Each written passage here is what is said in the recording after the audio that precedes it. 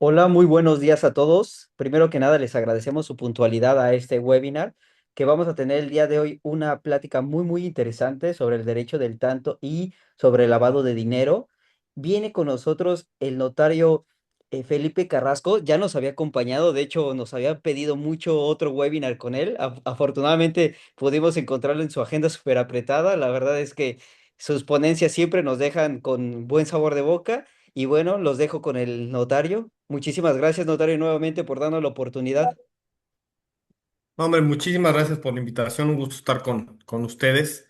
Y pues para hablar de estos dos temas que si bien a lo mejor no tienen una vinculación directa, pero bueno, pues son del día a día que podemos llegar a tener en nuestras oficinas y en nuestras operaciones diarias. Y sobre todo el primero en materia de antilavado. em, hay, ha habido muchos cambios últimamente, ha habido reformas importantes y estamos en una situación, en un impasse un poquito complejo para poder, eh, para poder a veces cumplir con estas obligaciones. Em, ya antes decíamos que era una materia nueva, pero ya llevamos más de 10 años teniendo que cumplir con esta materia antilavado, pues en muchísimas de las operaciones inmobiliarias que tenemos, ya sean compraventas, ya sean arrendamientos, ya sean desde constituciones de empresas que se utilicen como vehículos para poder operar cualquiera de este tipo de empresas, perdón, de actividades. Si quieren cambiar exactamente, ya vámonos a la siguiente si gustan, a la siguiente por favor, ya de una vez. Vamos a ver que tenemos distintas resoluciones o distintas normatividades aplicables en materia de prevención del lavado de dinero. Tenemos una ley ya desde hace, insisto, desde hace más de 10 años, que es la ley conocida como antilavado, la Ley Federal para la Prevención e Identificación de Operaciones con Recursos de Procedencia Ilícita. Em, pero esta ley, si bien decíamos que tiene más de 10 años, el año pasado tuvo una cirugía que no solamente fue una cirugía cosmética, fue una cirugía un poquito mayor, y sí se le metieron un poquito de manos se les movieron las tripas directamente a la ley. Luego tenemos un reglamento que también es de un par de meses después a la promulgación de la ley y otras reglas también de carácter general, entre donde están estas resoluciones inclusive, donde están una serie de formatos que nos dicen cómo operar y cómo se reglamentan toda esta operación en materia de prevención de lavado de dinero. Entonces, ¿qué problemática tenemos al día de hoy? Tenemos una ley con una cirugía mayor hecha el año pasado y tenemos reglamento y reglas que no son acordes en muchas cuestiones, o que no están regulando o reglamentando la ley correcta. ¿Por qué? Porque si bien es cierto que el reglamento ya se modificó, las reglas todavía no. Y pues también esa modificación al reglamento no nos resuelve una serie de dudas que podríamos llegar a tener al determinar el cumplimiento de nuestras obligaciones, ¿no? Entonces, bueno, antes que nada, digo, para iniciar me gustaría decirles, si ustedes tienen algún tipo de duda, comentario, si quieren, levanten la mano o interrúmpanme, prendan su micrófono y lo platicamos. Creo que va a ser un poquito más, dinámico hacerlo de esa manera que hacerlo al final, que nos pudiéramos estar, ahí atorando un poquito con las dudas. Creo que es mucho más dinámico ir haciéndolo, en cada una de estas dudas que vayamos teniendo, ¿no? Entonces, volviendo ya al tema, tenemos esta discrepancia entre la normatividad, entre la ley, probablemente un poquito el reglamento y las reglas, ¿no? En teoría, pues ya deberían de estar a punto de sacar nuevas reglas, pero pues hoy no las tenemos. Y tenemos esta duda de muchas veces de cómo cumplir nuestras obligaciones. Ahora, es importante que un instrumento normativo aquí, que si bien es cierto, no lo estamos poniendo aquí, es un instrumento fundamental para todos aquellos que nosotros que tenemos o hacemos actividades vulnerables. Y es una normatividad que no le emite la propia autoridad, ni el SAT, ni la Unidad de Inteligencia Financiera, ni Presidencia, ni el Congreso. Y eso es nuestro manual, un manual interno de cómo debemos de cumplir nuestras obligaciones. Entonces, esto es algo importante ante la ausencia de una regulación clara que nos establezca muchas veces cómo cumplir algunas obligaciones. Nosotros debemos de volcar en este manual, si antes era importante, ahora es más que nunca importante, un manual en el cual vamos a volcar justamente pues nuestra forma de cumplir y a nuestra leal y saber entender cómo debemos de cumplir estas obligaciones. Entonces, esto es importante contar con él, ¿sí? Documentar todos nuestros procesos en materia de prevención de lavado de dinero y justamente en ciertos supuestos claroscuros de la ley, en los cuales de la ley, el reglamento y las reglas, pues nosotros determinar cómo estamos cumpliendo a través de nuestro manual. Eso es algo sumamente importante. Entonces les recomiendo pues que en sus empresas, ustedes en lo personal, si son personas obligadas a presentar avisos y a integrar expedientes, pues integren este manual y puedan hacerlo de esta manera, de una manera el día de mañana, ojalá que no pase, llegan a tener una revisión por parte de la Unidad de Inteligencia Financiera y decir, bueno, ante la omisión, ante la discrepancia entre norma y ley, pues yo interpreté esto, es una obligación tener el manual, entonces justamente pues interpretamos el cumplimiento y me estoy ciñendo a las normas que el propio manual está estableciendo. Entonces algo sumamente importante contar con este manual, ¿sí? Entonces, si quieren, cambiamos la siguiente, la siguiente. Esta ley tiene una complejidad importante. Tenemos una ley que, si bien es cierto, eh, regula un aspecto que es el lavado de dinero, la prevención del lavado de dinero o operaciones de recursos de procedencia ilícita, tenemos que una regulación muy amplia de una cantidad de actos y de actividades económicas. Si ya de por sí una ley que te regula un acto, una actividad, no sé, se me ocurre la ley general de las sociedades mercantiles, no sé, el Código de Comercio, el propio Código Civil te regula una materia, imaginas una ley que tiene 17 actividades que a su vez tienen cada una de ellas una serie de incisos. Por ejemplo, vean este caso, por ejemplo, el caso que estamos poniendo, ¿no? La realización habitual profesional de actividades de construcción, desarrollo de bienes, intermediación, constitución de derechos reales sobre bienes. Ahí ya tenemos en una misma fracción varias actividades económicas que parecerían ser una misma, pero son varias.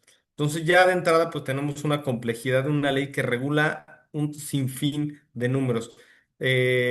Vean, la prestación de servicios profesionales de manera independiente, sin que medie relación laboral, para las que se prepara un cliente y se lleva a cabo, vean la cantidad de operaciones. Ese realmente, si ustedes son intermediarios inmobiliarios, es la compraventa de bienes inmuebles o cesión de derechos sobre estos. Si quieren la siguiente. ¿Sí?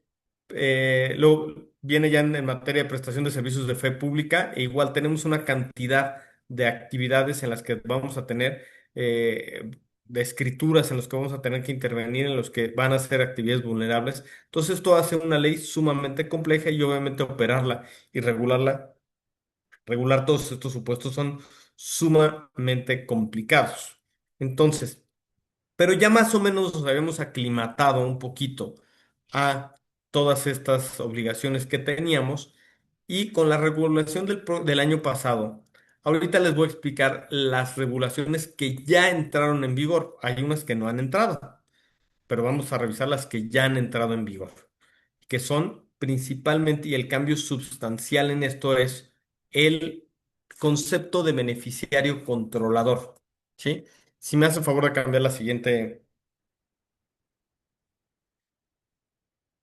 Vean, dice beneficiario controlador.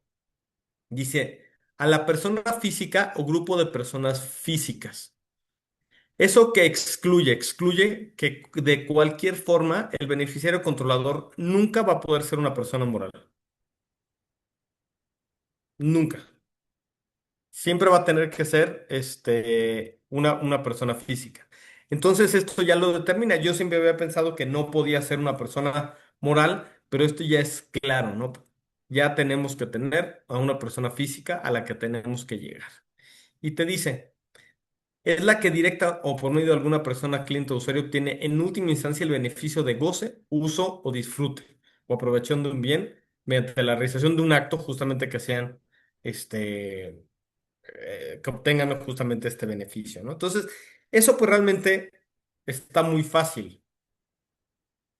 ¿Por qué? Porque al final de la historia es saber quién es la persona que se va a beneficiar directamente del ejercicio de este, de este acto que estamos haciendo. ¿Cómo podemos detectar que realmente no es la persona o que hay una persona que es un beneficiario controlador distinto a la persona que está realizando nuestro acto? Pues imagínense que si ustedes llegan y tienen que el pago del precio o de la renta lo está haciendo un tercero o de los derechos que se están adquiriendo lo está haciendo un tercero, pues ahí podemos llegar a tener una presunción de que eso no es correcto y de que ahí tenemos la presunción de un beneficiario controlador distinto. Luego ya tenemos otros conceptos en los cuales tenemos que tener. Dice, ejerce el control efectivo en última instancia de aquella persona moral. Aquí ya es cuando entramos en el tema de las personas morales, ¿no? ¿Cómo vamos a poder llegar a determinar quién es el beneficiario controlador de esta persona? Esto es importantísimo. ¿Por qué? Porque al final de la historia ya no solamente nos quedamos con las personas que celebran el acto, sino tenemos que llegar a encontrar la cadena de titularidad de quiénes son los dueños beneficiarios, quiénes son las personas físicas que tenemos finalmente dentro de como socios accionistas de una empresa. Entonces, pues esto llega a ser muy complicado en algunas ocasiones. Aquí tenemos varias opciones. Imagínense que una persona moral llega a otorgar un contrato de compraventa o un arrendamiento o cualquiera de estas actividades vulnerables que está construyendo o que está desarrollando un inmueble. Pues antes era sumamente complejo tener, era muy sencillo tener la identificación de los beneficiarios o ahorita les voy a decir en otro cambio sustancial, pero ahorita sí ya tenemos que llegar directamente a saber cuál es la persona final, persona física final que está beneficiándose de este acto. Y dentro de las personas morales tenemos esta situación. Dice, se entiende por una persona o grupo de personas que de manera efectiva, en última instancia, a una persona moral a través de la titularidad de valores por contrato o cualquier otro acto en términos de las reglas de carácter general. Pequeño problema, las reglas de carácter general es lo que les decía, tenemos que son las anteriores y todavía no nos refiere directamente a esta situación. Pues dice, son las que imponen directa o indirectamente decisiones en las asambleas de accionistas. Bueno, pues eso a lo mejor podemos llegar a decir, ¿cuántos vamos a tener que identificar? ¿Sí?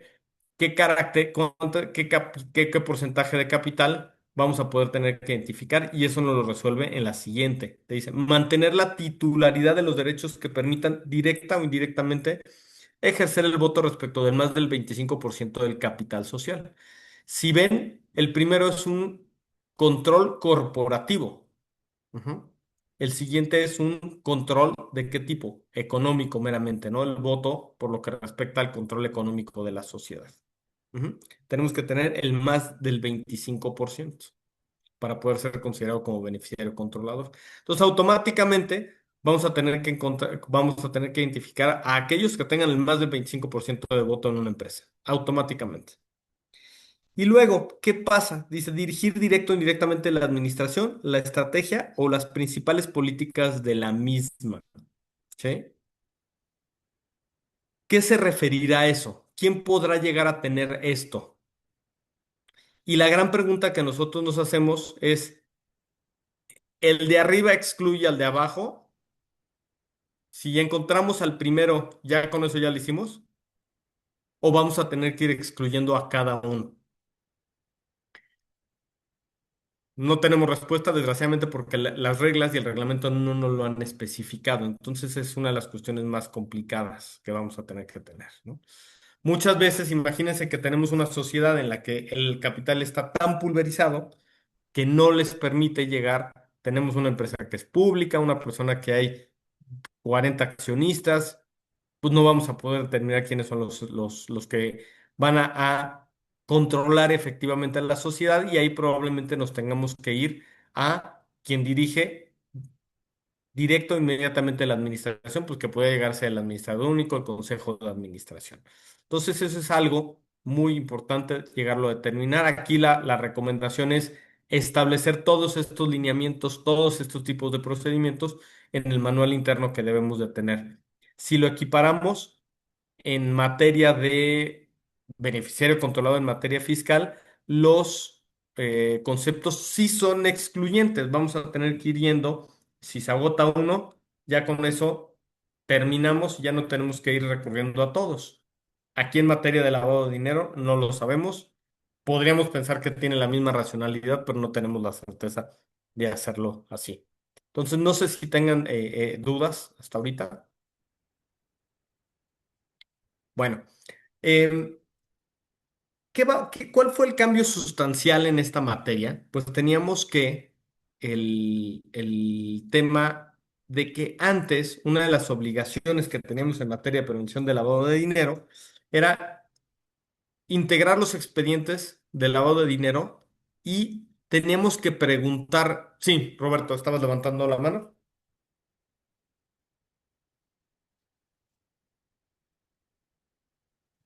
Perdón, todo bien.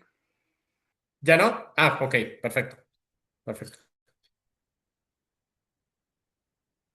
Entonces,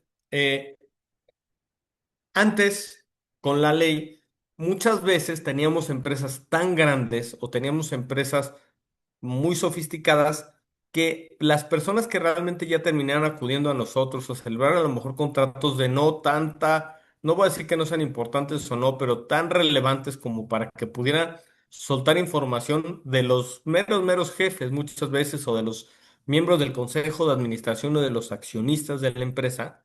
A lo mejor se me ocurriría una compraventa pequeña o a lo mejor se me ocurriría a lo mejor un arrendamiento de un local.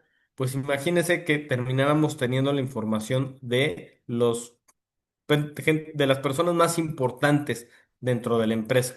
Entonces, antes teníamos una opción en la que te decía, la obligación era preguntarles si teníamos conocimiento de quién era el beneficiario controlador. ¿Y qué se hacía en la práctica? Mucha gente que llegaba y te decía, pues es que no sé quién es, ¿no? Entonces, no tengo información, no tengo esa información. Ujú. Ahorita, desgraciadamente, si ustedes tienen la oportunidad de leer el artículo 18, ya no nos da esa opción. Ahora ya les tenemos que preguntar y tenemos que llegar directamente a saber quiénes son los beneficiarios controladores. Ya no nos podemos evadir esa obligación. No basta con hacer la pregunta. Entonces, en sus expedientes únicos que deben de tener integrados de cada una de estas beneficiarios controladores, ya deben de tener la información de quiénes son los beneficiarios controladores de estas personas.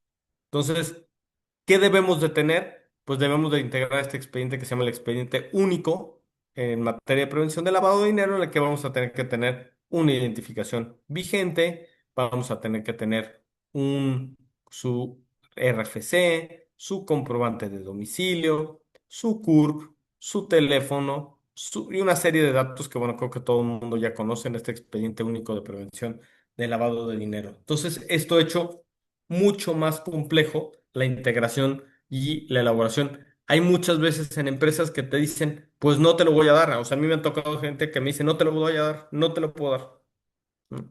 Entonces, ante esto, pues nosotros como, al final de la historia, como operadores jurídicos y como personas que están obligadas en materia de prevención del lavado de dinero, ¿qué tenemos que hacer? Pues negar el servicio, desgraciadamente. Ya no estamos ante la posibilidad de llegar y pasar esto, porque como bien saben, las sanciones llegan a ser sumamente altas, ¿no? Si quieren, cambiamos la siguiente diapositiva. Algo que es importante es la parte de la relación de negocios. Ujú. La relación de negocios es algo sumamente importante. A lo mejor a mí como notario no. ¿Por qué? Porque justamente nos excluye a nosotros, a las personas, si ustedes el día de mañana acuden a otorgar una escritura con nosotros, nosotros no podemos tener relaciones de negocios. ¿Por qué? Porque la dación de fe se extingue, la relación se extingue con cada uno de los casos en los que se da fe y ya no se siguen actualizando, por así decirlo, no se es una relación continua. Pero, por ejemplo, ustedes a lo mejor sí que sí pueden llegar a tener una cosa que se llama técnicamente clientes. Nosotros no tenemos clientes, tenemos prestatarios de servicios, pero clientes en los que sí establecen una relación formal y habitual, sí establecen una relación de negocios y ahí va a aumentar justamente la cantidad de documentos que deben de tener para poder integrar su expediente único. Entonces, si tienen una ocasión eventual, si tienen algo que no es continuo, que no es una manera formal y continua de estar trabajando, pues bueno, ya no tendrían que cumplir con estas obligaciones en materia de relaciones de negocios, pero sí ya tienen un cliente continuo, a lo mejor al que se les dedican a, se me ocurre, rentarle todos los inmuebles que tienen y ustedes ya tienen un contrato con ellos, pues ahí sí ya tienen que cumplir con una obligación mayor, que sería justamente el integrar más documentación basados en declaraciones de impuestos y una serie de cuestiones que van a tener que averiguar de que tengan su opinión de cumplimiento, etcétera, etcétera, ¿no? Entonces, sí es importante tener este tipo de aspectos y distinguir quiénes van a ser nuestros clientes usuarios para ver si estamos en un supuesto de una relación de negocios. Eh, Otro concepto innovado es el riesgo, ¿sí? Entonces, todavía no va a entrar en vigor, pero va a haber un momento en el que se va a tener que evaluar el riesgo de cada uno de nuestros clientes usuarios. ¿Cuándo va a tener que entrar en vigor? Pues con las nuevas reglas y nos van a decir cómo vamos a poder tener que entrar y qué vamos a tener que evaluar para poder ver si una persona, un usuario o cliente va a ser una persona de riesgo y cuál va a ser su nivel de riesgo. El día de hoy esta es una obligación que todavía no entra en vigor. ¿Sí? Si gustan, la siguiente diapositiva. Aquí es algo importante, ¿no? Una de las limitaciones que tenemos en materia de prevención de lavado de dinero es la restricción del uso de efectivo. Entonces, aquí vamos a tener una doble prohibición. Vamos a tener la prohibición de pagar, ujú, y de recibir. No solamente la prohibición es para el que lo hace, ¿sí? También no lo podemos recibir. Entonces eh, vamos a tener ahí esta cuestión importante que vamos a tener esta limitación. Entonces, hasta qué montos está prohibido recibir efectivo? Tenemos constitución o transmisión de derechos reales sobre bienes inmuebles en un valor igual o superior al equivalente a 8.025 veces la UMA. La UMA se va a modificar es una de las cosas medias complejas, pero la UMA pues, se va a modificar cada mes cada 10 de febrero. Perdón, cada febrero va a entrar en vigor, se publica el 10 de enero y entra en vigor el 1 de febrero. Entonces, a partir del 1 de febrero, esta cantidad que tenemos aquí, que una UMA es de 117.31 pesos, la vamos a modificar cada febrero. ¿Por qué no en enero? ¿Quién sabe? Vamos a ver. Pero bueno, esa es la situación. Entonces, ustedes toda esta cantidad ahorita que vamos a estar revisando, siempre se va a indexar y va a cambiar en el mes de febrero. Entonces, hoy, si tenemos que 8.025 veces es por 117.31, vamos a tener que no vamos a poder pagar en una compraventa inmobiliaria, ¿sí? Más de 941.412.75. ¿Qué pasa si se pagó más de eso? Pues no tiene valor liberatorio. No es como si no hubieras cumplido con la obligación. Oye, pagué 1,5 millones de pesos en efectivo. No, pagaste hasta 941.000 pesos. Luego la otra persona tendría derecho a que le pidan el dinero de vuelta por enriquecimiento ilegítimo, lo que sea. Pero no te va a liberar de la obligación de pago, solamente te libera hasta las 941.000 y fracción de pesos, ¿no? Y eso mismo va a haber un catálogo importante en distintas cosas, por ejemplo, está el tema de comprar coches.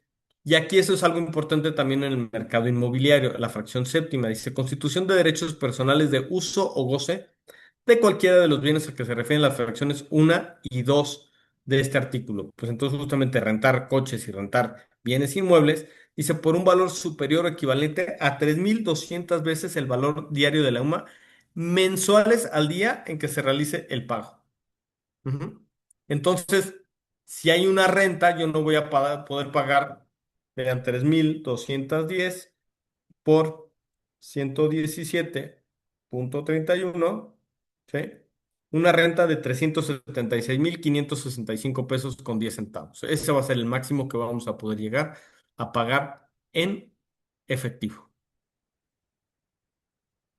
Si alguno de sus clientes quiere pagar más de esto, digo, me queda claro que una renta de más de esto, pues sí es una muy buena renta, pero existen. Entonces, no se van a poder cumplir con este tipo de obligaciones fuera, arriba de estas cantidades. Es mensual, justamente, es mensual esta cantidad. Ujú. Si vean, justamente lo dice aquí, eh, eh, si ven, ay Dios, dice Constitución de derechos personales de uso o goce en cualquiera de los bienes a que se refieren las fracciones tal, por un valor igual o superior al equivalente de 3.210 veces el valor diario de la UMA mensuales. ¿Sí? No, este no incluye el IVA. Bueno, hay por ahí hay una interpretación, pero no debe de incluir el IVA. Ujú. No debe de incluir el IVA porque el IVA justamente es otra. Si quieren, Gerardo, ¿verdad? La operación debe ser. Sí, justamente, la operación, a ver, ya se me desapareció el chat. ¿Quién estaba escribiendo lo de los inmuebles? ¿Era Gerardo algo? Perdón. No sé si puedan. eh, a ver, Gerardo, ¿puedes hablar o mejor por el chat? Deja ver. Bueno, por acá andamos, si no.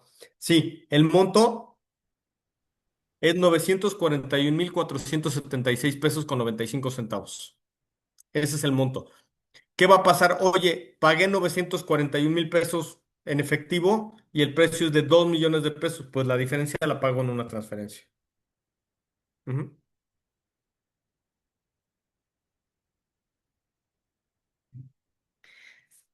Entonces, importante ver que justamente después de esto, dentro de la integración del expediente que tenemos que tener, es una relación de cómo se fueron pagando todos este tipo de obligaciones. Y algo importantísimo, recuérdense que tenemos que presentar avisos. Tenemos que presentarlos todos los meses respecto de las operaciones que tenemos y en dado caso de que no tengamos alguna actividad, tenemos que presentar una declaración que se llama en ceros. Es un aviso de que no hicimos actividades vulnerables. Ujú. Importante porque si ya tenemos justamente nosotros esta obligación y a la unidad de inteligencia financiera de repente le aparece que no diste aviso, ¿sí? Te va a decir, vas a estar en incumplimiento. Entonces es importante que si ya estás dado de alta y ya eres un sujeto que estás dado de alta en la plataforma, posteriormente vas a tener que dar un aviso justamente mensual de por vida hasta que no te des de baja. Entonces, esto es algo sumamente importante. ¿Sí? No dejarlo, aunque no hayamos hecho, hay que estarlos presentando mensualmente, ya sea con información y sin información. ¿Sí? No sé si tengan alguna duda en materia de prevención de lavado de dinero.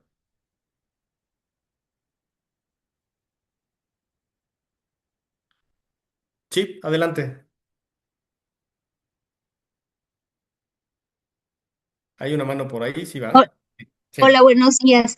Eh, Esta cantidad que nos acabas de mencionar, ¿ya incluiría el IVA o el IVA es aparte o ese tema de impuestos, cómo se maneja? No, hay por ahí una disposición que pudiera llegarse a presentar. Son de las grandes dudas que se tienen. Hay una disposición en la cual pues, se pudiera llegar a tener en cuenta que ya incluye los impuestos, sobre todo en materia de presentación de lavados en los informes, que se tengan que incluir los impuestos. Entonces pudiera llegar a pensar, desde mi punto de vista, no entra el IVA. ¿Por qué? Porque al final de la historia forma parte, no forma parte del precio, es una contribución y no estoy liquidando, no es objeto de la contribución, dice liquidar la constitución de derechos reales, ¿no? Entonces, sería importante que yo creo que no entra el IVA ahí. Yo en lo particular te diría, tenemos ahí un tema en materia notarial. Te diría que de todas maneras el IVA no lo van a poder pagar en efectivo porque lo voy a retener yo, entonces lo van siempre las contribuciones en materia inmobiliaria los tiene que pagar directamente se le tiene que lo tienen que pagar en transferencia o en cheque. Entonces, cada vez si ven es la manera de ir cerrando, pero a lo mejor se me ocurre en un arrendamiento en los cuales pues él esté obligado. Yo te diría que es poco probable que una empresa que está pagando o alguien que está pagando una renta de 300 y pico mil de pesos que tiene que pagar IVA, pues lo vaya a pagar en efectivo porque no lo va a poder hacer deducible, ¿no? Entonces, yo no creo que haya alguien que esté pagando una renta de 300 y pico mil de pesos para no deducirla. Entonces, eso es algo importante. Recuérdense que las deducciones para poder hacer deducible un gasto tienen que estar en transferencia electrónico cheque arriba de 2,000 pesos. Entonces, lo veo poco probable, pero bueno, hay que tenerlo en cuenta eso. Pero sí, desde mi punto de vista, no tienen en cuenta este tema del IVA, ¿no? Abajo, los dueños si reciben en efectivo, ¿pueden ellos ingresarlos al banco? Sí, sí lo pueden ingresar al banco. Eso no quiere decir que el banco no dé los avisos correspondientes y eso no quiere decir que esté bancarizado. O sea, han llegado personas aquí que dicen, oye, es que ya lo hice en un depósito en el banco, ya no es efectivo. Y depositaron efectivo, esto es efectivo al final del día. Acuérdense que la finalidad de la ley del lavado de dinero es el rastreo del dinero y tener la huella del dinero de dónde va. Se pierde con el efectivo. Entonces, si yo llego con mi maletita de dinero y lo meto al banco, pues bueno, qué bueno porque ya lo tienen en el banco y por temas de seguridad y por lo que quieras. Pero eso no quiere decir que deje de ser efectivo. Ujú. Por ahí estaba levantando alguien la mano. Está alguien que dice Apple, no sé quién sea, por ahí. Sí, le mandamos para que lo reactive su audio, pero no Ahí me... está, ahí está, ahí está. Creo que ya se reactivó, ¿no? A ver, yo levanté la mano. A ver. Mira, habías dicho que para rentas permiten 3.210 sumas, Ujú, 117 son 376, 565 mensuales. Eso quiere ujú, decir que al año son 4.518.000. ¿Sí lo permite la ley eso? ujú. ¿Sí? O Sí, sea, hablo mensuales, justamente. solo para arrendamientos. Para arrendamiento, justamente. Ah, ok. Oye, y por ejemplo, para el 1.000.000 de pesos es por año, Por por, operación, por operación. O por sea, operación. wow, pues es mucho lo que les permiten, ¿eh? Sí, o sea, si compras un inmueble de 3 millones, puedes pagar casi, o sea, los 941,000 pesos por, casi 941,000 pesos en efectivo y lo demás estarías obligado a pagarlo en transferencia o cheque. Ok, y el formato de reporte lo hace el notario y también, por ejemplo, yo me dedico a bienes raíces, entonces Ujú. tiene que ser la constructora y el notario, los dos. Fíjate que aquí justamente es donde empiezas a amarrar y acuérdate que lo que quiere amarrar información es es Hacienda, ¿no? Tanto a través del SAT como la UIF. ¿Qué pasa? Hay varios obligados ahí. Tú imagínate que está la constructora, pues va a Sí. tener que hacer su reporte. Estoy yo como notario, voy a tener que hacer mi reporte. Y estás tú, por ejemplo, que seas un broker inmobiliario. Y resulta que fíjate que todos en los involucrados tuvimos que haber dado una factura. Entonces, esa es la forma en la que van a poder cuadrar toda esta información. ¿Por qué? Porque el vendedor va a hacer deducible tu factura como corredor inmobiliario, ¿sí? Yo le voy a dar una factura al comprador de una operación. Entonces, es la forma en la que ahí los tres tendrían que estar haciendo un reporte. Ok, está Ujú. bien, muy bien. Y tener integrados sus expedientes. Los Claro, tres tenemos que tener integrados nuestros expedientes. Muchas veces sí es una práctica que dice, oye, pues a ver si ya estamos ahí, pues hacemos, yo no te podría dar una información del cliente, pero, pero sí se podría tener que hacer, de ponerse de acuerdo prácticamente si el cliente está de acuerdo, ¿no? Ujú. Ok, perfecto, gracias. ¿De qué? ¿Quién más andaba por ahí, Ignacio Urbina? Buenos días. Oye, una pregunta. Si yo compro un bien inmueble con mi hermano y pago 500,000 pesos en efectivo y al mes compro otro bien inmueble con mi esposa y pago 500,000 pesos con efectivo, Ujú. eh, considerando que valen 2 millones de pesos, los dos inmuebles se acumularían para el aviso. Sí, exactamente. Ahora bien, ¿se acumula también el uso de efectivo? No, pero, ¿por qué no estás libre? O sea, sí, sí estás teniendo la posibilidad de cada una por individual, pero no creo que le caiga en nada bien a la unidad de inteligencia financiera que estén dando esos avisos de que una persona está pagando a cada ratito en efectivo. Pero no se acumulan. No se acumula, no ahí está esa prohibición. Ok, ¿Sí? gracias.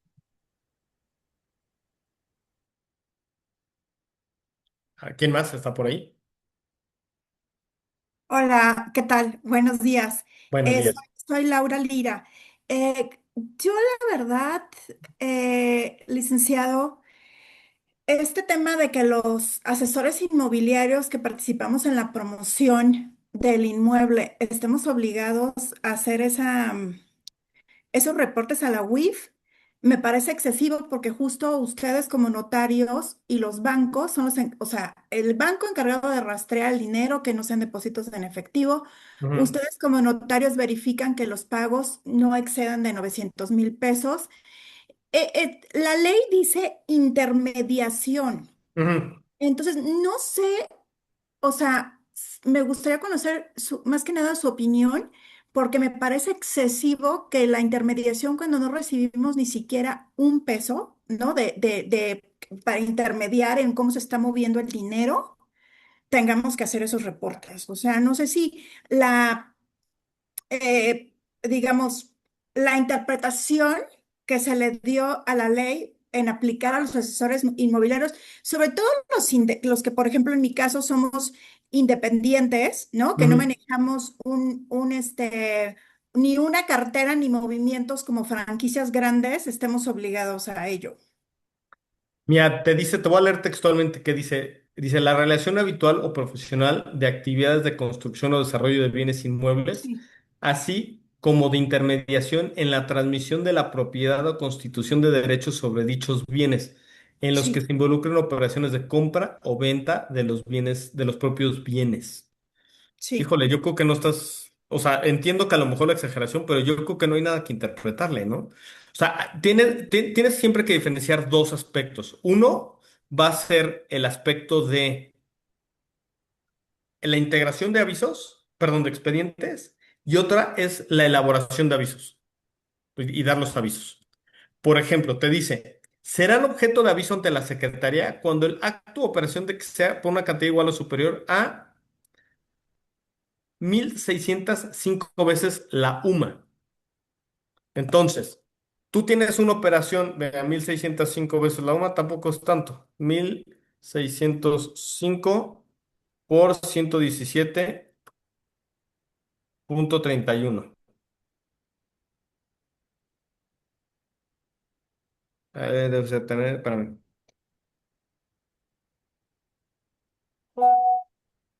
1,605 veces el valor diario de la UMA. Déjame ver.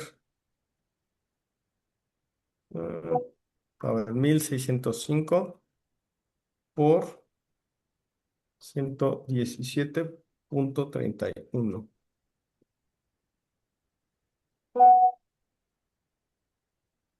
No, sí, siempre vas a tener que dar aviso. Son 180 y pico mil de pesos. Siempre vas a tener que dar aviso. Sí, no, digo, mi pregunta más enfocada a que como asesores inmobiliarios, o sea, desde mi punto de vista, intermediar, creo que se excedió pues, la aplicación de Pero nosotros. intermediar, ¿a qué te refieres? O sea, por ejemplo, Lo que pasa es que la ley justo en la fracción 5 del 17 dice que Ujú, intermediación en la transmisión de la propiedad. Entonces, nosotros somos promotores inmobiliarios, acercamos a los clientes, ¿no? Al comprador y al vendedor, pero no manejamos el dinero de ellos. ujú. Pero O sea, tienes no información. ejercemos Aquí lo que ninguna... quieren es información. Sí, O sea, y está, o sea, ahorita ya no nos va a dar tiempo porque esto es enorme. sí. El tema, ver lo que viene. ¿Por qué? Porque al final del día vamos a tener que tener oficiales de cumplimiento, ¿sí? Eh, eh, Vamos a tener que tener una serie de cuestiones, una infraestructura muy grande que para empresas pequeñas o, ya no digo empresas, para unipersonales, va a ser sumamente complejo. Vamos a ver cómo vienen justamente estas disposiciones. Pero yo creo que si bien es cierto, tú no estás recibiendo dinero, pues yo tampoco lo estoy recibiendo, ¿no? O sea, por mí no va a pasar el dinero de las partes como notario. Entonces, ellos lo que quieren es información. Y cada vez viene una relación, una cantidad de información más dura, ¿no?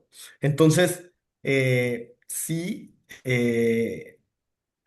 sí es lo que quieren es que ellos digan, a ver, esta cuadratura al círculo, están tratando de meter de entrada a un sector de entrada que muchas veces no acumulaba sus ingresos, así como van, oye, pues muchos brokers no dan factura, ¿no? Bueno, pues ya los Ujú. están teniendo que meter forzosamente, porque si tú tienes que dar un aviso, si hay algo, algún rastro que tú estuviste ahí, pues vas a tener que dar factura, porque si no te van a decir, oye, ¿cómo es que tú diste un aviso y no cobraste? Ah, chivo, ¿cómo está eso, no? O sea, Así vamos a es. ver cada vez más. Y como dicen aquí, seremos como los ojos de la UIF. Claro, somos unos chismosos. Tanto notarios como ustedes vamos a ser los chismosos. Yo siempre les digo de broma, digo, no sé, alguno ha estado aquí en una compraventa conmigo, pero yo les digo, pues la verdad es que los notarios somos bien chismosos. Pues sí, pero sí estoy de acuerdo. Yo tampoco intermedio en nada, a mí no pasa por dinero de las partes y también tengo que dar esos avisos. Entonces, una intermediación, ¿cómo la definirías? Pues sí, estás justamente juntando a uno con otro para poder llegar a hacer que esa persona ¿cómo se llama? Lleguen a un acuerdo, ¿no? Eso es la definición de intermediación, ¿no? Entonces, yo creo que sí estarías obligada. Sí está muy pasadito, yo creo que sí, o sea, sí es demasiado. Sí, sí, sí es demasiado, pero creo que pues hay que cumplir y cada vez tenemos que invertir más en ello. Gracias. ¿De qué? A ver, hay una parte en su caso, soy broker, y nos piden como visita al cliente conocimiento. Es que no se alcanza a ver, Gerardo, no sé si puedes, porque voy a bajar el mensaje. Deja ver, no sé si puedes prender tú. Déjame ver. Por ahí. Déjame ver. Es que los mensajes de repente se me están yendo por aquí. Ujú. A Hola, ver, ¿qué me tal? pone cheque certificado, cheque libre. ¿Me escuchas ahí? Ahí ya. Quién es? Perdón. Soy Gerardo, también esa pregunta Ah, la hice hace rato. ¿Podría entrar en ese caso transferencia, cheque, ahora sí que como libre, o cheque también no, cualquier cuestión que esté bancarizada. certificado? El cheque de cu- caja también se toma. No, el cheque de caja se Ujú. toma como cheque, ¿no? O sea, al final del día no es efectivo, ¿no? ¿Y por qué? Ok, Porque al final del día le estás asumiendo la carga que si el cliente llega y lo compra en ya, efectivo, ya. pues ellos reportaron y ya muchos bancos no aceptan la compra de cheques de caja a través de efectivo por eso mismo, ¿no? Porque es una forma de darle. Entonces muchos ya no lo están Acá aceptando, en ¿no? en su caso, ya con el otro tema ahí de que lo que dijo la otra compañera ahí, que por qué nosotros fungimos como intermediarios. Y me gusta indagar, investigar este tema, pero los bancos, como bien dice, los bancos, los notarios, llámese así, se toman como chismosos, pero no son chismosos. Yo creo que la UIF, y más que nada, los bienes inmuebles es una actividad muy, que se podría dar a cabo el lavado de dinero. Ujú. Hay cursos de lavado de dinero en su caso Y en ese caso también cuando va uno a apartar una cuenta o vamos a hacer el trámite de un crédito hipotecario, pedimos credencial, comprobante de domicilio, su constancia de situación fiscal, a qué se dedica. Te estoy escuchando Y con medio eso ya cortado tenemos y se está medio conocimiento del cortando. cliente, a qué se dedica. Sí, sí se escucha cortado ahí. Sí, Ajá. Y te comento, de eso, en el banco, arriba de 100,000 pesos, le sacan copia de la persona que está depositando y le piden la actividad y también llena uno un formatito de procedencia.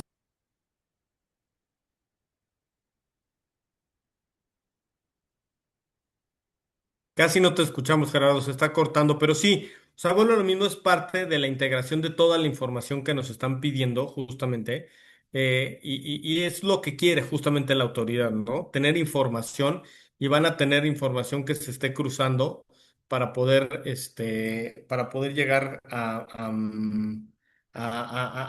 hacerse justamente de eso. Entonces, entre más información tengan, pues mejor para ellos, ¿no? Entonces, y más obligaciones nos están poniendo, ¿no?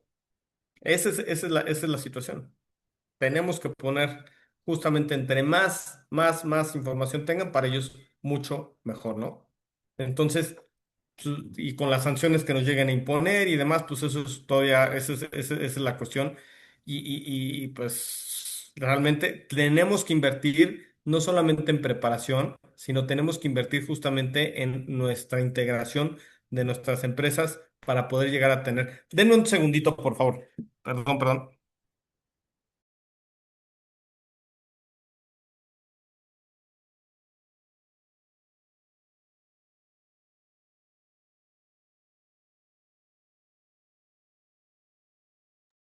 Ya, perdón. Entonces, esa es la situación. Si quieren, vamos siguiendo, voy siguiendo con la información del chat. Dice, el expediente de custodia es de 10 años. Es correcto, es una de las reformas también. Antes era de 5, ahora es de 10 años. ¿Sí? Eh, Nuestra obligación es recabar información. eh, por eso tal, déjenme ver. El tema de la fusión de sociedades y constituciones de sociedades sí es uno de los supuestos, siempre y cuando te dice que hagas operaciones financieras. El supuesto está un poquito medio raro, el tema de la constitución de sociedades. Em, yo también tengo esa duda realmente de cuándo. Lo he tenido esa discusión con muchos despachos para poder hacer esta duda de que muchos de los despachos que tienen y prestan justamente, y te habla de la representación también. Hay que ver en específico si sí estás haciendo tú directamente solamente hay una asesoría o estás haciendo directamente tú la operación en representación. Habría que ver ese supuesto. Es un claroscuro en materia de sociedades y en materia de fusiones para ver si sí realmente estás obligado o no. Mi respuesta sería ir viendo caso por caso para ver si sí estás obligado o no. Eh, pero yo siempre he dicho, más vale tener de más que de menos. Entonces yo sí prefiero muchas veces dar los avisos a integrar que no hacerlo por si las dudas, ¿no? Sobre todo ante esta incertidumbre de la regulación, ¿no? Dice, buen día, si la intermediación en una compra, los dos tienen que dar alta en el aviso. Elías, no entendí bien, Elías Domínguez, no sé si anda por ahí, no entendí bien la pregunta. Dice, buen día, si la intermediación en una compraventa, supongo que sea comprador y vendedor, los dos tienen que dar de alta el aviso, los damos nosotros como notario y justamente los demás que estamos en esta cadenita, ya sean brokers o ya sean, en este caso, notarios, tenemos que integrar documentación de ambos, de ambas partes, ¿no? Eso sería esto. Tal, tal, tal. Déjame ver más del chat. Ah, ujú. Ana Gabriela Costa, sí, dice, hasta las operaciones que no llegaron a término también las debemos de reportar. No las tenemos que reportar, pero tenemos que haber integrado y tener documentación para justamente por si nos llegan a pedir información. Entonces, sí, esto sí es importante conservar.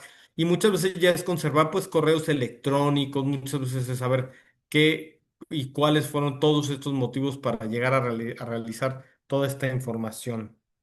Dice, ¿por qué se considera que el notario requerirá al oficial de cumplimiento como consideras que sean las auditorías? El oficial de cumplimiento, vamos a ver realmente cómo va vienen todas las reglas para poder interpretar quiénes son las personas que están obligados a tener oficiales de cumplimiento. Insisto, está la ley, pero todavía no entra en vigor esa obligación y vamos a ver cómo es que llegan a imponer estas nuevas obligaciones en materia de oficiales de cumplimientos. Estoy totalmente de acuerdo, es un tema para muchísimas reuniones. Para una hora no nos va a dar tiempo. ¿Cheque de caja se toma como efectivo? No, es un cheque, ese es un cheque de caja y está bancarizado, insisto, por lo que platicábamos, en ese sentido de que el banco tiene sus propias reglas y sus propios limitantes y ya no va a dejar que llegues y compres un cheque de caja en efectivo por ese tema, ¿no? Eh, en los contratos de arrendamiento se puede pagar una parte en efectivo y otra en transferencia. Igual, el límite es el que les mencionábamos, ¿no? Donde podemos ver la grabación de esta súper interesante reunión. Eso sí, se los dejo, Alex, no sé si tú Hola. sabes la reunión, no sé Sí, si la graban o... tendremos esto grabado y yo creo que 3 de la tarde ya está en nuestro canal. Nos pueden buscar en YouTube como Firmante MX. Súper. ¿Cómo identificar desde el inicio de un inicio un probable comprador en una propiedad, Marisol? ¿Cómo identificarlo? Pues yo desde un inicio, justamente cuando te llega una parte, una de las partes para poder integrar un expediente, pues veo lo que está en estas reglas de carácter general. Específicamente están los anexos del 3 al 8 me parece, que dependiendo del tipo de persona es el anexo que debes de llenar. Y ahí te dice justamente cuáles son estas informaciones y estas documentación. Y pues vas a tener que tener ahí desde pues una identificación vigente, vas a tener que tener como su comprobante de domicilio, etcétera, etcétera. Llenar esa información que tenemos en los anexos y que eso mismo nos va a servir automáticamente en nuestros anexos para volcarlos en el portal y poder dar nuestros avisos. Déjenme ver. Vamos a ver qué otro tenemos por aquí. Por ejemplo, si quiero comprar en copropiedad, ¿cada una de las personas puede pagar 900,000 pesos en efectivo? No. La respuesta no, es por operación. O sea, tendría que ser solamente por operación, tener que liquidarlo. Entonces, inclusive si es en el transcurso del tiempo, vamos a pensar que tienes una compraventa en abonos, durante toda la operación ya hay 1,000 compradores solamente y 1,000 vendedores. Solamente en toda esa operación se pueden utilizar los 941,000 pesos en efectivo. Y a lo mejor empezaste a comprarlo hoy y lo vas a terminar de pagar en 3 años en una compraventa en abonos. Todo eso no te puede superar los 941,000 pesos en efectivo, es por operación. Sí, es correcto, los 200,000 pesos por operación. eh, ta, ta, ta, ta, ta. Sí, es totalmente de acuerdo, es una cuestión de que el efectivo, yo no sé cómo la gente tiene tanto efectivo, ¿eh? O sea, totalmente. eh, Roberto Basurto, ¿la operación solo es una ley federal o estatal? No sé a qué te refieres en eso. Esta ley, justamente la ley antilavado es una ley federal y va a aplicar a todo el país. No tenemos restricciones de que solamente sea en la Ciudad de México o en alguna entidad. Es aplicable a todo el país, ¿no? Entonces, déjenme ver. No sé si tengamos por aquí, no sé si tengan alguna otra duda.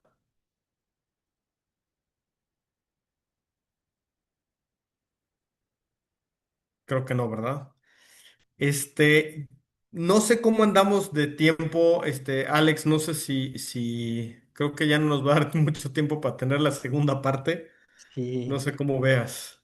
No, pues realmente No, usted los diga, echamos. secretario, si podemos robarle aunque sea otros 10 minutitos, 5, como usted nos diga, porque sí, ese es un tema súper importante y pues a todos nos dejó muchas preguntas, la verdad.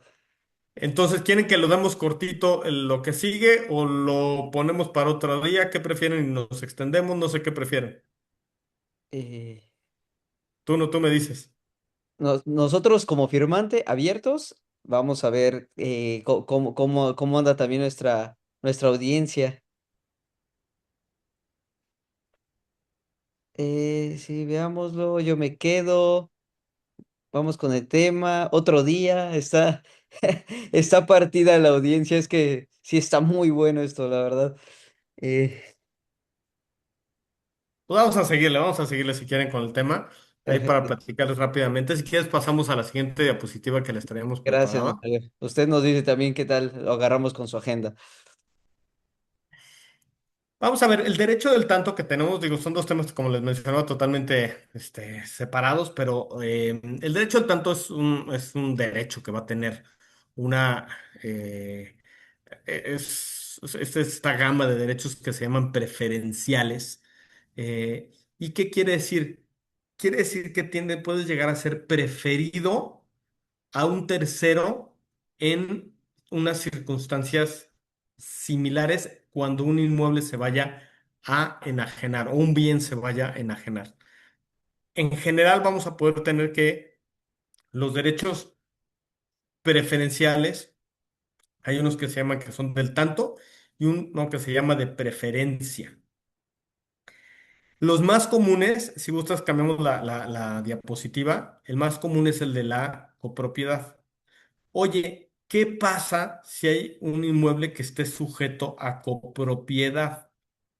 Entonces, la ley es muy clara y te dice, oye, ¿sabes qué? No vamos a poder, no queremos que se integre justamente y que se vaya integrando nuevas personas porque la copropiedad dicen que es algo que no es deseable. Ujú. Eh, entonces, tratan de generar una serie de mecanismos para que se vaya reuniendo en una sola de las partes. Entonces, ¿qué quiere decir? Yo si quiero vender mis derechos, hay tres copropietarios, yo si quiero vender mi tercera parte, se lo tengo que ofrecer en los mismos términos y en las mismas condiciones para poder, que se lo estoy ofreciendo a un tercero. Entonces, mis otros dos copropietarios van a tener la posibilidad de poder llegar a pagarme exactamente lo mismo que me está pagando un tercero. Les tengo que notificar, ya sea ante notario o judicialmente, esta situación y me van a tener que pagar exactamente lo mismo para que un tercero. Entonces, esto es algo muy importante. ¿Qué pasa si no se respeta este derecho tanto? Pues tenemos una posible nulidad. Ujú. Ese sería el primero. Y me voy a ir realmente ya al último, porque todos los demás no son tan comunes. Está el usufructo, ¿no? Esto es algo muy común en materia de usufructo, que cuando tenemos un usufructuario y un nudo propietario, ¿qué derecho tiene el usufructuario? Pues el igual, si el nudo propietario quiere vender el inmueble, pues va a tener el derecho del tanto, justamente el usufructuario, ¿no? ¿Para qué? Pues para que ya no esté un nudo propietario y se consolide la propiedad en una sola de las personas. Si gustas, nos vamos a la siguiente. En herencias también tenemos a los coherederos, van a ser preferidos igual que el otro para poder adquirir este bien.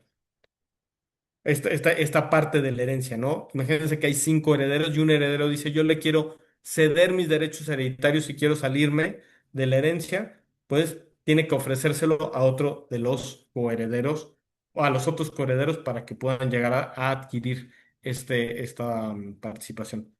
Y vámonos al siguiente, que es en materia de arrendamiento, que este es de los más interesantes, ¿sí? Esta es una muy mala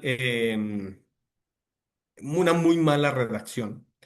Y dice, en el caso que el propietario del inmueble arrendado decida enajenarlo, él o los arrendatarios, siempre que estén al corriente del pago, esto es importante, tendrán derecho a ser preferidos en cualquier tercero en los siguientes términos. Dice, en todos los casos el propietario deberá dar aviso de manera fehaciente al arrendatario de su voluntad de vender el inmueble, precisando lo que les decía, precio, términos, condiciones y modalidades, ¿no? Que es, oye, en 1 millón de pesos, me los va a pagar en 3 meses, ¿sí? Y va a ser en abonos. Ah, pues bueno, pues tenemos que igualarles totalmente todas las condiciones. Te dice, él o los arrendatarios tendrán 30 días para dar el aviso por escrito al arrendador, ¿sí? Dice, de su voluntad de ejercitar el derecho de que se consigna en este artículo, en los términos y condiciones de la oferta, exhibiendo para ello las cantidades exigibles. Luego dice, en caso de que el arrendador entre los 30 días a que se refiere la fracción anterior cambie cualquiera de los términos, vamos a tener que volver a avisarles. Entonces, ¿esto qué va a pasar? Y vean, ¿cómo se dan nuestros avisos? Se dice, se tiene que dar de manera fehaciente. ¿A qué le suena fehaciente? Pues ante un fedatario. Tiene que ser forzosamente ante un fedatario. Aquí habría de dos maneras. Ante un notario o ante un juez. Que se haga en una vía de jurisdicción voluntaria. Y luego entonces, vean lo que trae la sanción. Dice, la compraventa realizada en contravención de lo dispuesto en este artículo otorgará al arrendador el derecho de retracto. ¿Qué quiere decir el derecho de retracto? Pues es una acción en la que la persona a la que se brincó, el copropietario, se va a sustituir en el comprador. Entonces, ahora va a quedar como comprador el copropietario y el copropietario le tiene que pagar al comprador anterior. Y te dice, tiene derecho a reclamar daños y perjuicios por dichos conceptos no menor al 50% de la renta durante un año y la acción de nulidad. Entonces, esto es importante también. Tengan ustedes cuidado que si ustedes están haciendo un arrendamiento de una casa habitación, ha habido una práctica, sobre todo aquí en la Ciudad de México, de quitar y decir que renuncian a los derechos del tanto o derecho de preferencia. Ojo, esto no se puede. Esto es un derecho irrenunciable. Cualquier disposición que pongamos en materia de arrendamiento de casa habitación en la Ciudad de México y que renuncien a un derecho de esto es totalmente nulo. Entonces, cuando ustedes tengan la oportunidad de redactar este tipo de contratos, estos tipos de derechos no vayan a meterlos en las cláusulas. ¿Por qué? Porque las partes van a pensar que sí, no tienen que sujetarse al derecho al tanto y si lo quieren vender, pues bueno, tendrían ahí un problema que se meterían probablemente al tema de una demanda, ¿no? Entonces, eso es importante. Sí, estaba levantando la mano. Hola, oye, por ejemplo, no, que no venga en el contrato, pero que sí firme, o sea, cuando el propietario quiere vender, Ujú. el arrendatario no quiere comprar, entonces sí que te firme una carta, ¿no?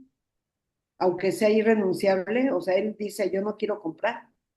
Mira, más bien si tú tienes aquí el tema, la carta a mí en lo particular como notario no me sería suficiente por el tema de que te dice que la notificación debe ser de manera fehaciente, o sea, tiene que ser ante notarios, tiene que O haber sea, una yo le notificación. tengo que avisar a través de un notario, pues. O le aviso, o lo que si y el arrendatario está de acuerdo, yo en muchas ocasiones lo trepo a la escritura y le digo, ven, y se da por notificado inclusive de que ya iba a ser justamente, de que ya se hizo la compraventa y de que él es el nuevo comprador, ¿no? Entonces, yo creo que con eso sería más que suficiente, ¿no? Pero yo sí lo tendría que hacer, o le notifico, o justamente hago la comparecencia del arrendatario.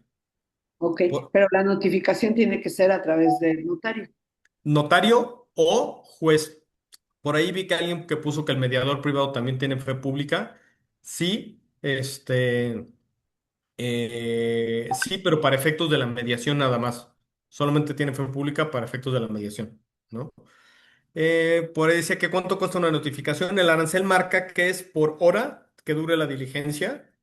Aproximadamente son como 8,000 pesos por hora y se cuenta desde la salida del notario de su notaría hasta que hace la notificación y regresa al domicilio. El traslado nada más podemos cobrar una hora, más o menos. Eso sería el costo de una notificación. Por ahí, más preguntas, déjenme ver. Bueno, se quedó una pregunta por ahí atrasada de como intermediarios, ¿en dónde damos avisos a la operación al SAT? Hay un portal, bueno, estamos hablando de lo del lavado de dinero, hay un portal específicamente para eso, en materia de prevención del lavado de dinero. Si lo buscan, portal SAT, existe, portal WIF o portal lavado de dinero, ahí viene. Luego, déjenme ver, dicen casos, ya me estoy yendo al último. Mm, el costo de una notificación. El mediador público fue pública, pero les decía que es nada más para efectos de la mediación, o sea que si no está haciendo una mediación, no. El derecho al tanto aplica para todas las propiedades, es a partir de tantos años que lleva el arrendatario. No, aquí en la Ciudad de México es mientras está al corriente de las rentas. Y para no habitacionales se tiene la duda de que es de 3 años, pero yo aplicaría más bien a todos porque no es clara la ley en ese sentido. Dice, ¿qué pasa con el derecho de tanto residenciales que son copropiedad? Yo en lo particular le notificaría a todos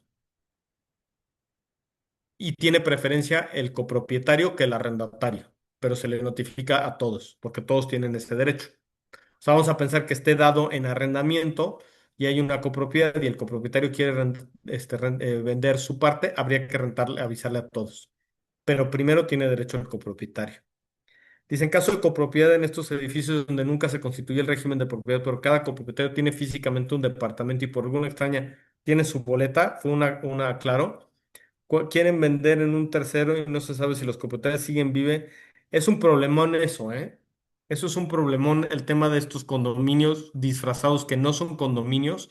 Es un problema realmente notificarles. Muchas veces yo en lo particular no sabemos si están vivos o no. Yo lo que he hecho es notificarle directamente a las personas que me aparecen en registro público, porque pues no sabemos si los demás están vivos o no. Entonces buscamos a las personas que aparecen en registro público y ver qué nos dicen cuando llegamos a notificar. El tema del CDMX o es federal, esto es una regulación local, aunque cada una de las entidades tiene legislaciones muy, muy similares. En materia de arrendamiento podrían llegar a cambiar, o en materia inclusive de copropiedad, pueden llegar a cambiar o los plazos para ejercerlo, o a lo mejor la forma de hacerlo, pero la racionalidad y todo el sistema es igualito. Todos van a ser iguales. O sea, tienen un derecho del tanto, estos copropietarios tienen un derecho del tanto en la mayoría de los estados los arrendatarios, pero sí habría que revisar cada una de las entidades federativas, sus códigos civiles. ¿Aplica el derecho del tanto en caso de un remate judicial? Sí, por supuesto. El juez tiene que notificarle a los arrendatarios y tiene que notificarle en su caso a los copropietarios. Ya me han llegado expedientes en los que no se han hecho y yo he devuelto el expediente diciendo que pues no se puede hacer. Entonces sí, sí se tiene. ¿Por qué? Porque al final del día se está enajenando, se está vendiendo el inmueble, nada más que es a través de un procedimiento judicial. Ujú.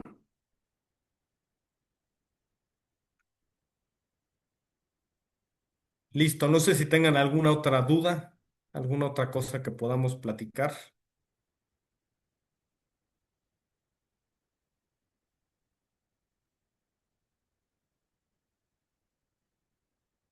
Pues listo, pues ahí estamos. Ahí están mis datos con todo gusto, lo que requieran. Ah, en caso de cesión de derechos litigiosos en un juicio hipotecario, no, esos son derechos litigiosos y no se está transmitiendo la propiedad. Entonces, en ese caso, no, porque solamente están cediendo los derechos de crédito. Y de la hipoteca, la propiedad sigue siendo de la misma persona. Ujú. Pues listo. Pues muchas gracias por haber platicado, darnos la oportunidad de platicar con ustedes. Feliz de regresar el día que me inviten. Aquí estaremos con todo gusto.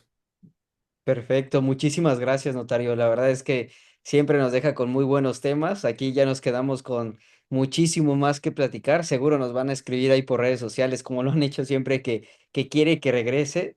Y digo, no Muchas es gracias. comercial, pero la verdad es que hemos podido hacer ahí operaciones con el notario Felipe.